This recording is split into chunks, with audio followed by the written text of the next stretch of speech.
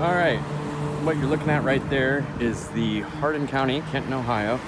That is the Armory, which is actually a really sweet building. Interesting things.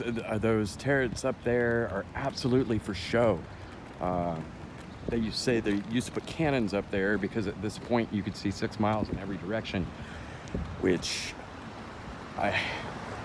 if that's true, excuse me, it would be very bizarre why this would be built after having a church steeple right down yonder and all sorts. It's hard to tell from right here. Let's see as we walk up, as we look down this street. Maybe I got the boy with me, folks, so bear with me.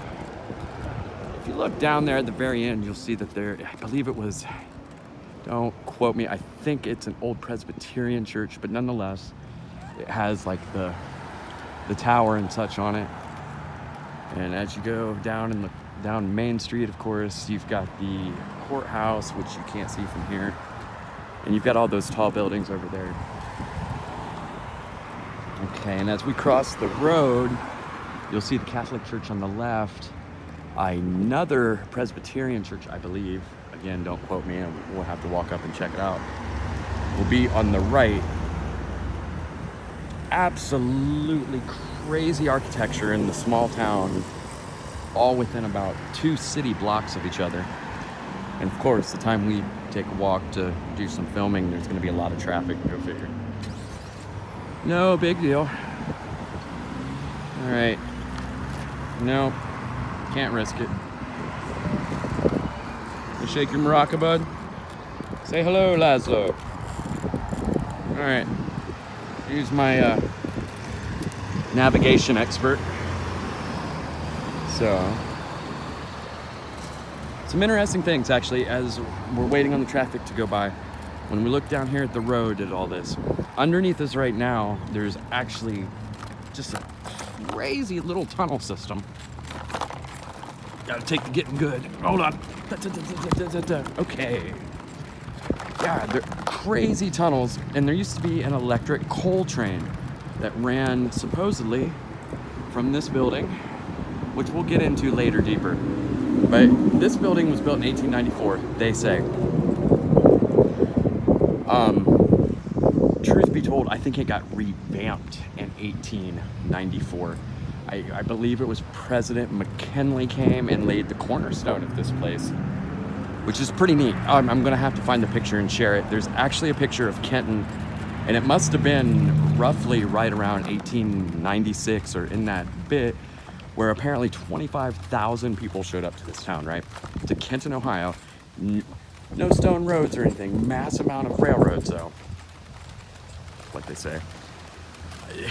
They came to see the cornerstone laid of this place. Now this was actually, the armory was more than just an armory. In the basement, shy of the tunnels I was telling you about, there's actually like a stone bathhouse, or whatever you call those, perhaps a sauna. One moment. It was actually very elegant. Soldiers use it, we'd go in there and so forth. Now when I took the tour of it, the basement really, it just looked, it was in bad shape. It had been flooded out. They bricked up the, well, I guess what you would call the entranceway to those tunnels there. This is the back of it. Now, it burned down, I believe, in the early 90s, and a foundation, well, they put it back together.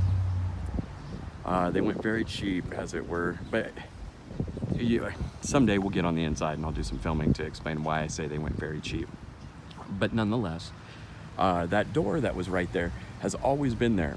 And when the National Guard used this, as well as way back in the 1800s, I'm sure they used it much more. The National Guard, though, would go right down that door, and they had right next to the bathhouse what was a mechanic shop, really. They'd take their trucks down there, get them serviced, and funny enough, they wouldn't have to reverse out because it actually, you go down a hill going down it. They could have just drove straight on forward and gone right underneath that intersection up there. Pretty much going all the way down, I believe, I believe, don't quote me on this, down to where the old telephone company house was. But that's, again, for another story. Okay, here's the Kenton Full Gospel Church. If we want to call it mud flooded. There you see it, the underground windows, because that's what you want to do, is put windows below ground level. But we've got this very, for lack of a better term, I guess we'll call it Tartanian brick. There's the old Kenton Times building down there on the corner. Again, more brick. This whole town is brick. And the big, and for this community, this church is beautiful. St. John's Evangelical Church. And got the tower, of course. Now what's interesting here, now look, this is a town that's never really broken the 9,000 population. It's always been roughly around 8,200. And as we get back to how they even got that number, that's for a more just nasty another tale. But you've got this church here. Down beside it, you have the Knights of Columbus School, where basically orphan trained kids went to school. Now this is the lot where it says Jerry's Cross Community Park. This is the lot where the Hardin County Jail used to stand. All right, and it was, again, you had your big Tartarian brick and so forth. So in this very small town, all within basically a block of each other. And again, if you can see all that way down in that way, you'll have to pardon me. I will find out exactly what denomination that church is. But you have that church. This massive building of brick here, go figure, is the Mason's Lodge. The Armory, with underground tunnel leading into it. This small church here. An old brick newspaper place there. That's a lot of stuff. Where I talk about the Knights of Columbus Orphanage School. If we go on the other side of that, which actually there's no reason not to, let's walk down by it. You'll be able to see what I mean all within these 2 blocks. These are massive buildings for a small town in mid-Ohio. Now, this was a train town. There's no question. There was a minimum of 7, and I've seen enough old maps to really think at times there was probably 11 or more different companies. Now that goes against the narrative. You're always going to hear about the Erie and so forth. But there were a lot more. And that's not even including our underground railroad. But we'll get to that. So, on the other side of this church, I'm sorry, not church, school, gymnasium, housing for orphan children. You have this crazy monstrosity over here to our left. Okay. And here, let us zoom up. Up here on the right, that brick building you see was the old Knights of Columbus hospital. Now, it gets weird here because there's the Knights of Columbus and then there's the Catholic Church. I don't... more info to come on that one, folks. I'm sorry. Yeah, it's really hot. It's really humid. And I've been walking for a really long time pushing the boy, who's been a very good sport about this. So, that being said, got this awesome building here.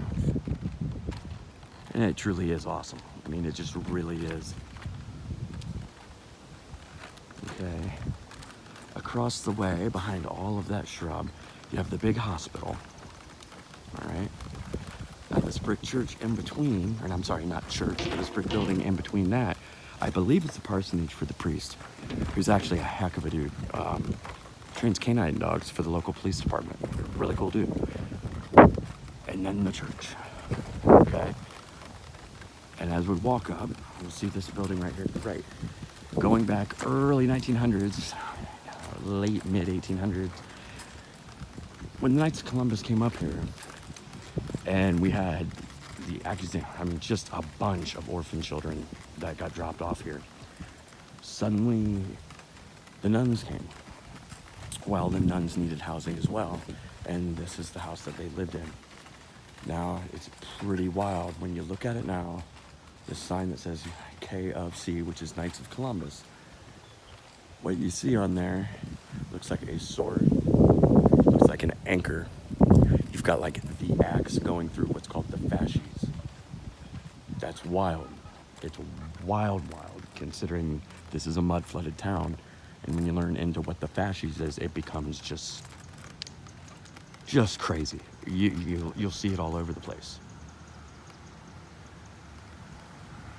But I guess my biggest question, because this right here, I'm only showing you these big churches here within those couple blocks, which was my point for this video.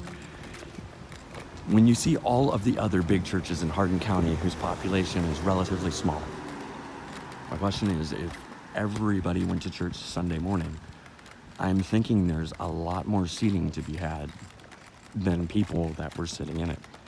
I need to remind that we have a very, very large Amish community in Hardin County, and the Amish, they do not hold their services in any of these churches, okay, which is pretty wild when you start seeing these big brick monstrosities in the middle of Farmer John land.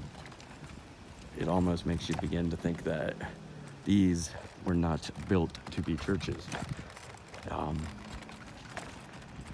And I don't think there's anything sacrilegious about saying that. I think legitimately these were built for other purposes. That doesn't make what they're being used for right now's purpose bad. In fact, it makes it, the people that go to these churches obviously didn't come in and just were taking this building. And that goes without saying. They are beautiful buildings. It'll be nice when we get back to dealing more with the frequencies and pitch for healing, though. But that's for another video. Anyhow, the boy and I are going to get a drink, so we're going to sign off for this quick second. And you guys take care. Peace.